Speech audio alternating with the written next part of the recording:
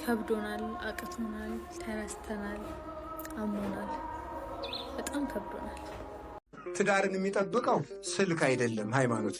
በስልክ የት ነሽ በሰዓት አትገቢም እንትና ጋር በቀደም ለምንድነው ተለያያችሁ ተብሎ ትዳር አይጠበቅ። ጋይስ ልዩና ቅዱስ ከተጣሉ ከተፋቱ ማለት ነው እንኳንስ ማግባት ላገባ ሐሳቤን ራሱ ከነሰለዋለሁ። ቅድመ ጋብቻ ብዙ መልከስከስን ይለምድና ድህረ ጋብቻ ብዙ ፈተና ውስጥ ይገባል። አያችሁ ይሄም ነው አሁን ትልቁ ፈተና። ሳልፍኩ ነው ብዬ ብነግራችሁ ምንም ለውጥ የለውም። ጭንቀት ከማጋባት ውጪ ችግርን የሚፈታው እግዚአብሔር ነው። ለእግዚአብሔር መናገር። ሰላም ጤና ይስጥልኝ። እንዴት አላችሁ? በመላው ዓለም የምትገኙ ወደ ዮአብ ሚዲያ ተከታታዮች እንግዲህ በአንድ ቪዲዮ ወደ እናንተ ተመልሼ መጥቻለሁ። እንግዲህ በዚህ በሶሻል ሚዲያው ሰሞኑን ሰፊ የሆነ ሁለት ታዋቂ ባለትዳሮች ባልና ሚስት ተፋተዋል ተብሎ በስፋት እየተዟዟረ ይገኛልና ያንን አስመልክቶ እግዚአብሔር እኛን ሊያስተምረን የፈለገው አንዳንድ ነገሮች ሊኖር ስለሚችል እግዚአብሔር በምክንያት እኛን ሰዎችን ያስተምረናልና ምናልባት አሁን ብዙ ሰዎች በዚህ ዙሪያ እያጠነጠኑ እንደዚህ ሆኑ የሚሉ ነገሮችን ሰዎች ትኩረታቸውን ወደዛ አድርጓል። እግዚአብሔር ደግሞ ስለ ትዳር ምንነት፣ ትዳር ውስጥ እንዴት መኖር እንዳለብን፣ ሰው ወደ ትዳር ሲገባ ምን አይነት ዓላማዎችን ይዞ መግባት እንዳለበት፣ በቤተ ክርስቲያንስ ትዳር ማለት ምን ማለት ነው የሚሉ ነገሮችን እንድንማርበት እግዚአብሔር ወዶ ፈቅዶ ስለሚሆን እነዛን ነገሮች በስፋት ስለ ትዳር ምንነት ከቤተ ክርስቲያን አስተምረው አንጻር እንመለከታለን። ባይዘዌ ይጠቅማችኋል። ብዙ ነገሮችን በውስጡ ታገኛላችሁ። ልክ እንደተለመደው ሁልጊዜ እንደምናደርገው እግዚአብሔር ይመስገን ብለን አምላካችንን እናመሰግነዋለን። ሁላችሁም እግዚአብሔር ይመስገን ብላችሁ ጻፉ። አስተማሪ ነገሮች ነው። በመጨረሻ ደግሞ የልዩና የቅዱስን አንዳንድ ነገሮች አንስተን ምንድነው የተፈጠረው የሚለውን እንነጋገራለን በስፋት። እስከ መርሐ ግብሩ ፍጻሜ አብራችሁን ቆዩ። ይህን ቪዲዮ ላይክ በማድረግ ጀምሩ። ምናልባት ሰብስክራይብ ያላደረጋችሁ ሰብስክራይብ አድርጉ። ንጽሐ ነፍሷ እግዚአብሔርን መፍራቷ መልካምነቷ ደግነቷን እንጂ ሌላ ነገሯን አትመልከተው። አንቺን ቆንጆ ሆይ ንጽሐ ነፍሱ ለጽድቅ ያበቃኛል ወይ? የእግዚአብሔር መንግሥት ያወርሰኛል ወይ? በስነ ምግባር ያጌጠኛል ወይ? እንቁረብ ስለው እሺ ይለኛል ወይ? እንድተጋና እንዳበረታ አጋዥ ይሆነኛል ወይ? ወደ መንግሥተ ሰማያት ይዞኝ ይገባል ወይ? የነፍስ ንጽህና አለው ወይ? ሌላውስ ዋና ነገር አይደለም። ለምን ገንዘብን አትሹ? ለምን ወዳጄ ገንዘብ ይመጣል ይሄዳል፣ እውነት ሐሰት፣ ይተረፋል ይከሰራል፣ እውነት ሐሰት፣ ይገኛል ይታጣል፣ እውነት ሐሰት። አየ ገንዘብን ማዕከል ያደረክ እንደሆነ ስትከስር ልትሄድ ነው፣ ሲያጣ ልትተይው ነው። የገንዘብ ኪሱ ሲሞላ ልትስቂ ነው፣ ኪሱ ሲሳሳ ልታሳቅቂው ነው። ስለዚህ ወጣቶች ሆይ የነፍስ ባለጠግነቱን እግዚአብሔር ባለጸጋው አለው ወይ ነው እንጂ ዋና ነገር ያስፈልጋል፣ ዋና ነገር ግን አይደለም። ቅዱስ ዮሐንስ አፈወርቅ ምን ይላል? ለባልሽ የሚበላውን የሚጠጣውን የሚለብሰውን ብቻ ታዘጋጅለት፣ ለነፍሱም አስቢ። ሊኮነን ይችላል ባንቺ ምክንያት ካልተንከባከብሽው፣ ካልገራሽው፣ መስመር ካልያሳሽው ይላል። ያንቺ መገዛት፣ ያንቺ መታዘዝ፣ ያንቺ ትህትና ሽልማት ጸጋ ሊያስገኝልሽ ይችላል። ደግሞ በትዕቢት የምታስተናግጂው ከሆነ ደግሞ ልትኮነኝ ትችያለሽ። እነማንን ምሳሌ ታደርጊያለሽ? የቀደሙ ሴቶችን ይላል። አንደኛ ጴጥሮስ ምዕራፍ 3 ቁጥር 5 ላይ በቀድሞ ዘመን በሉ እስኪ በእግዚአብሔር ተስፋ ያደረጉ ሴቶች ነበሩ። በማን ተስፋ ያደረጉ? ለባሎቻቸው ሲገዙ ተሸልመው ነበር ይላል። ለባሎቻቸው በትህትና ተገዝተው እሱ መስዋዕት መሆን ይሙትላት እንደተባለ ሚስት ደግሞ ትገዛለት እንደተባለ አምነው አስተውለው ለባሎቻቸው የተገዙ ሴቶች አስተውለው ነበር ይላል ቅዱስ ጴጥሮስ። ይህን ብቻ ብሎ አቆመም። አንደኛ ጴጥሮስ 3:1-2 ድረስ ሚስቶች ሆይ ከባሎቻችሁ አንዳንዱ ለትምህርት የማይታዘዙ ቢሆኑ፣ ለእግዚአብሔር ቃል የማይታዘዙ ቢሆኑ በፍርሃት ያለው ንጹህ ኑሯችሁን እየተመለከቱ ያለ ትምህርት በሚስቶቻቸው ኑሮ እንዲገኙ ተገዙላቸው። የመጨረሻውን ቃል አብራችሁ ይበሉ። ያለ ትምህርት በሚስቶቻቸው ኑሮ እንዲገኙ ምን ማለት ይመስላችኋል? ወንጌል ሳይማሩ እንደዚህ ያለ ጉባኤ ላይ ሳይገኙ ሳይማሩ ማንን አይተው እንዲማሩ? ሚስቶቻቸው። ሚስት ህይወቷን በትክክል ከእግዚአብሔር ጋር አጣጥማ የምትኖር መንፈሳዊ ህይወት፣ የመገዛት የትህትና ህይወት ካላት አንቺን አይቶ እንዲድን አደራ፣ በትምህርት ሳይሆን በእናንተ ምክንያት ብቻ እግዚአብሔር እንዲፈሩ አድርጓቸው ብሎ የበለጠ አደራውን የሚሰጠው ለሚስቶች ነው። እና ቅዱስ ጎርጎርዮስ ዘንዚናዙ ለኦሎምፒያስ የጻፈው መልእክት ላይ በጣም ደስ የሚል ደብዳቤ ነው። ሙሉውን ባነብላችሁ ደስ ይለኛል፣ ግን ከሰዓት አንፃር ሐሳቡን ልንገራችሁ። አንደኛ ልጄ ሆይ ይላል፣ ጆሮ ጌጥ በማድረግ ፈንታ ጆሮዎችሽን በወንጌል አስጊጪ ይላል። በምን አስጊጪ? በወንጌል። የእግዚአብሔርን ቃል ጆሮች ላይ አድርጊ፣ እንዳትረሹ። ክፉ ነገር እንዳትሰሚ ቁልፍ አድርገሽ ተጠቀሚባቸው። ሁለተኛ በባልሽ አትበሳጪ፣ አትቆጪ። ለምን? ወንዶች ቶሎ ይናደዳሉ ይላል። ወንዶች ይሄን አይመልሱ። ወንዶች ቶሎ ምን ይላሉ? ይናደዳሉ፣ ቶሎ ይበሳጫሉ። ስለዚህ የአንቺ ሚና እሱን መግራት ነው ይላል። ስለዚህ ከባልሽ ጋር ስትሆኚ አራዊትን እንደሚያላምዱ ሰዎች ሁኚ ይላል። እየሰማችሁ ነው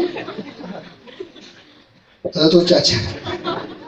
ወንድሞች በጣም ይቀየማሉ፣ እርግጠኛ ነኝ። አራዊትም ምን እንደሚሉ። ስለዚህ ባልሽ መቆጣት ጠባዩ ሊሆን ይችላል።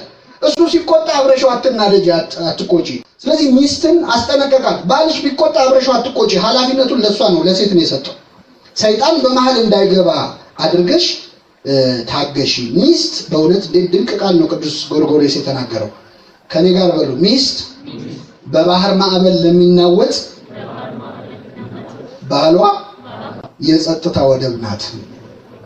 ማለት በቁጣ ማዕበል ውስጥ ሚናጥ፣ በብስጭት ማዕበል ውስጥ አልሸነፍ ባይነት፣ አልበገሬነት ውስጥ የሚናወጥ ባሏን የምታረጋጋ ጸጥ የምታደርግ ወደብ ናት። አብራው የምትቆጣ ኮርስ የዚህ ተቃራኒ ነች ማለት ነው። ባል የግሉ ነገር የለውም፣ ሚስት የግሏ ነገር የላትም። ቅዱስ ዮሐንስ አፈወርቅ እንደውም ምንድነው የሚናገረው? ይህንን ሲያብራራ አንተ ሰውዬ ራስህን በምን መጠን እንደምትሰድብ ተመልከት ይላል። ለምሳሌ አንድ ባል ሚስት ያገባል፣ በመኝታ አንድ ሆነው ይዋሃዳሉ። ሚስትም እንደዚሁ። አሁን ይህ ሰውዬ ራሱን ሰጥቶ ጨርሷል። ራሱን ሰጠ። እንግዲህ ከኋላ ሴትዮ የማታውቀው አካል የለውም። ከፍጥረት ሁሉ ትልቁ ማን ነው? ሰው። ከዛ ገንዘብ ግን የግልህ ብታኖር ራስህን ልብስህን አውልቀህ ሰጥተሃታል። ሳንቲም ግን አትሰጣትም። ስለዚህ ሳንቲሙ ከአንተ ይበልጣል ማለት ነው። ያኛው ነው የሚበልጠው። ራስህን አረከስከው። በዚህም አንቺንም እንደዛው ሴቷንም እንደዚህ ነው የሚላል። ራስሽን ከሰጠሽ በኋላ የግል የምትኮሪነበት ነገር ካስቀረሽ ያ ቁስ ወይም የሆነ ነገርሽ ከአንቺ በልጧል ማለት ነው። ራስን ማዋረድ ነው። ጥርጥሩንም ደግሞ ያመጣል። አንቺ ሴት ራሱን ከሰጠሽ በኋላ ሳንቲም አይሰጠኝም ብለሽ ለምን ትጠረጥሪዋለሽ? እሷንም እንደዚሁ ያላቸው ከሆኑ ማለት እና መጀመሪያ ሰው በማዋሃድ ነው መጀመሪያ ያለብን። ከዛ እዚህ ውስጥ ምን ተጠራነ? ታቅበው። እንደዚህ ባልና ሚስት ሲዋሃዱ በታቅቦ ነው። ትዳር ክቡር ነው። ጊዜ ሲገጥም ጥሩ ባለ ትዳር የሚሆን ስደት ሲመጣ ምን አደርጋለሁ አንተም ቀረ ሌላ ገባው አይባልም። ኖር ነው መጠበቅ፣ መሰደድ። መነኩሴ እኮ ለቆቡ እንደሚሰደድላት እናንተም ትሰደዳላችሁ ማለት ነው። ለትዳር የተከበረ የክርስቶስ ምሳሌ ስለሆነ ይሰደዱለታል። እንደ ቆብ፣ እንደ ምንኩስና፣ እንደ ቀሚስ ሰማዕትነት ይቀበሉለታል። ትዳር ትልቅ ነገር የቤተ ክርስቲያን ሰንሰለት ስለሆነ ለትዳሯ ተሰደደችለት። አሁን እንዲያው ከእናንተ መካከል ለትዳሩ የሚሰደዳል? እንኳን መሰደድ በስድብ የምትፋቱ እኮ ናችሁ እናንተ። ማፈሪያ ሁላ እኮ ነው ያለው ሰው። እንዲያው አሁን ሰው ነኝ ብሎ እኮ እንዲያው በእውነቱ እንዲያው ትዳር እንዲቀላል መሰላችሁ? ትዳር እኮ የህብረት ስራ ማህበር እኮ አይደለም። የተከበረ እኮ ነው። ስንፈልግ እቁብ ነው በሉ እንግዲህ እኔም ቤል ስራ ስላሰብኩ እቁብ ብሎ ወጣ ነው የሚባል ይሄ ነው። እንዲሁ ትዳርን ያህል ነገር በስድብ መፋታት፣ በሆድ መፋታት፣ በነገር ስራ መፋታት ነውር ነው። እናቶቻችን ለትዳራቸው ይሰደዱ ነበር። ያገባችሁም ትዳራችሁ እንድታከብሩ እግዚአብሔር ይርዳችሁ። በተለይ ከተማ ነዋሪው ማህበረሰብ ቅድመ ጋብቻ ብዙ መልከስከስን ይለምድና ድህረ ጋብቻ ብዙ ፈተና ውስጥ ይገባል። አያችሁ፣ ይሄም ነው አሁን ትልቁ ፈተና። አንዳንድ ጊዜ የምናገባው ይሁን የማናገባው ሴቶች ይሄን አይረዱትም።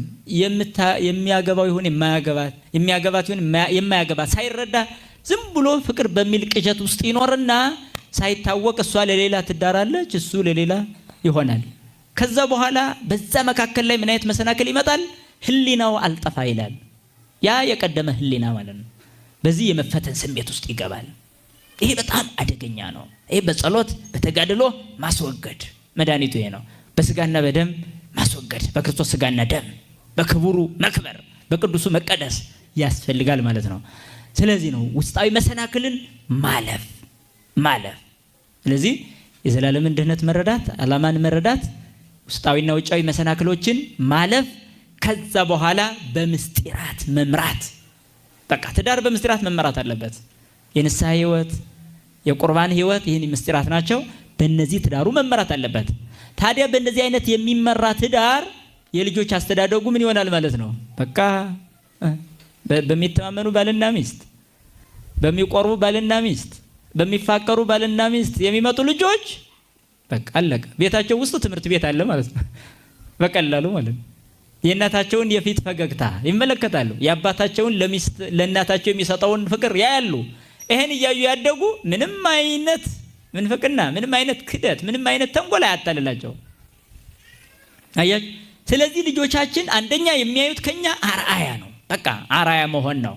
ሌላው ግን 3 ነገሮች ለልጆቻችን ወሳኝ ናቸው ለማሳደግ። 3 ነገሮች ምንና ምን አርአያ ከመሆናችን ባሻገር የመጀመሪያው ፍቅር ያስፈልጋቸዋል።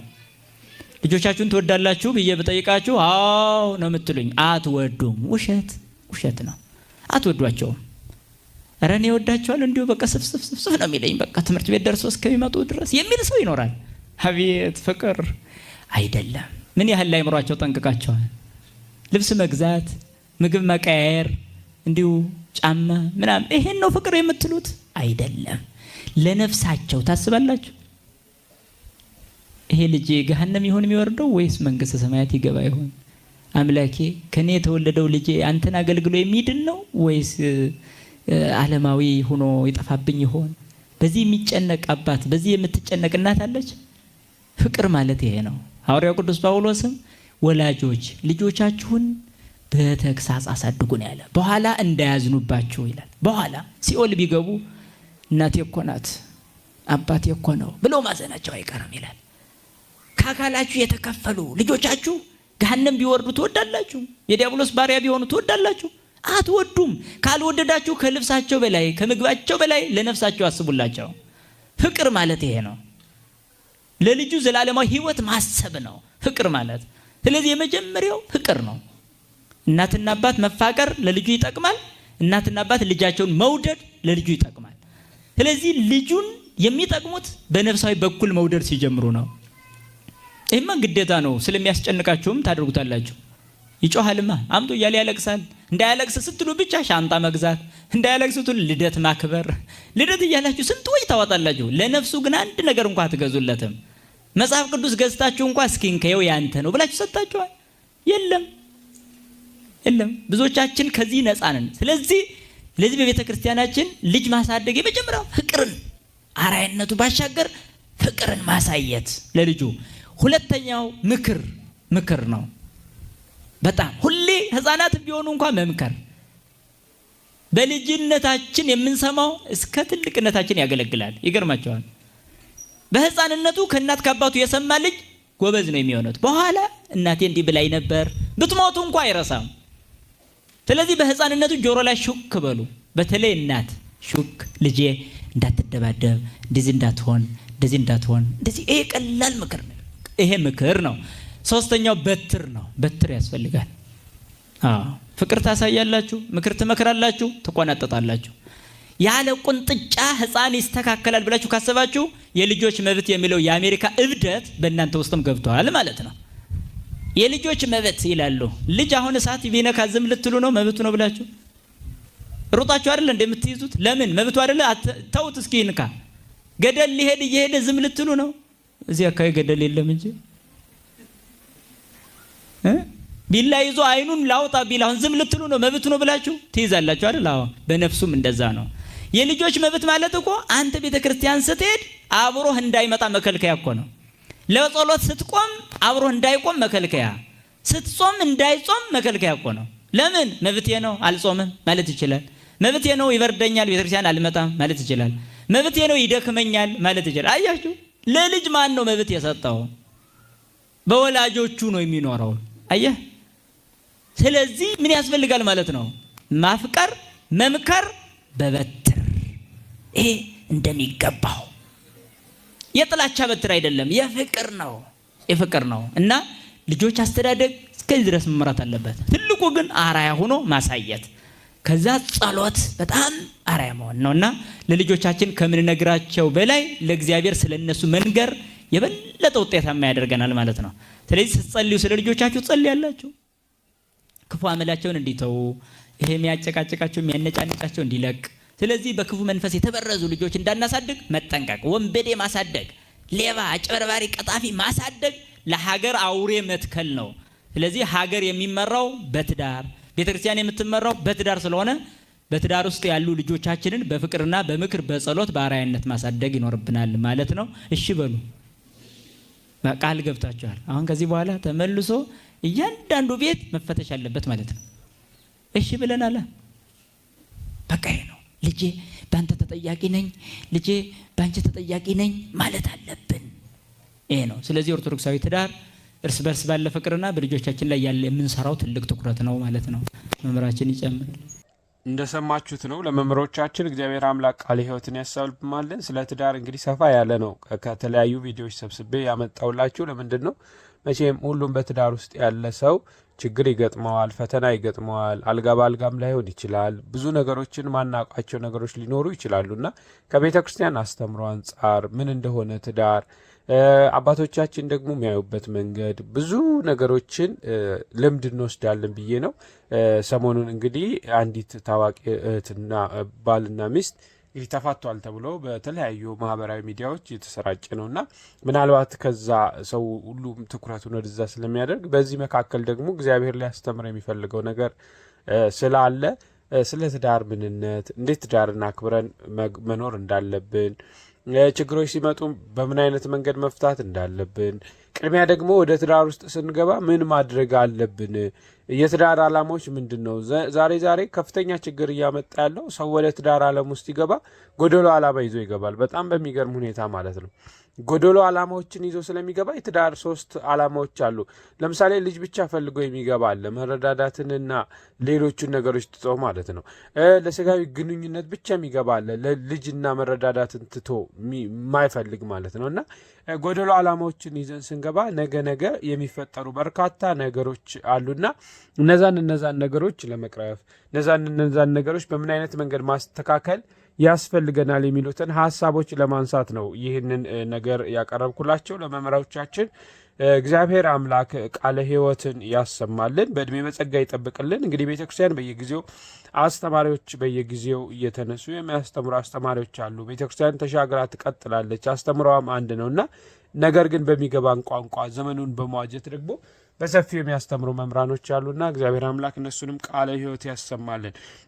እስቲ እንግዲህ እነዚህ ታጣሉ የሚባሉትን ብዙም አይደለም አንዳንድ ቪዲዮዎችን ላሳያችሁና አንዳንድ ነገሮችን እንመለከታለን። ከብዶናል፣ አቅቶናል፣ ተነስተናል፣ አሞናል፣ በጣም ከብዶናል። ለእግዚአብሔር ግን ቀላል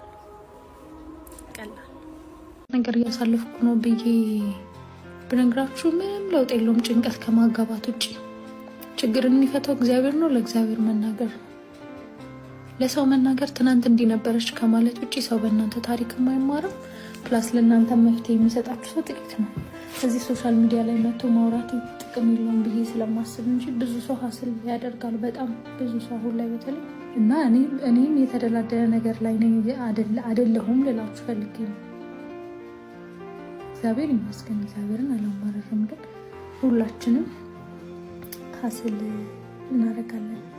ስራዎቻችንን ደስተኛ መሆን መልመድ፣ እግዚአብሔርን መደገፍ ይበልጣልና አላቅም ለማን እንደሚጠቅም ይሄ ነገር። ሁላችንም ግን ከባድ ጊዜ እናሳልፋለን እና እግዚአብሔር አብሮን ይሁን ከሁላችንም። ከእውነት በችግራችን፣ በሀዘናችን፣ በጭንቀታችን ይግባ። መጥፎ መንፈስ ከሁላችንም ላይ ይራቅና።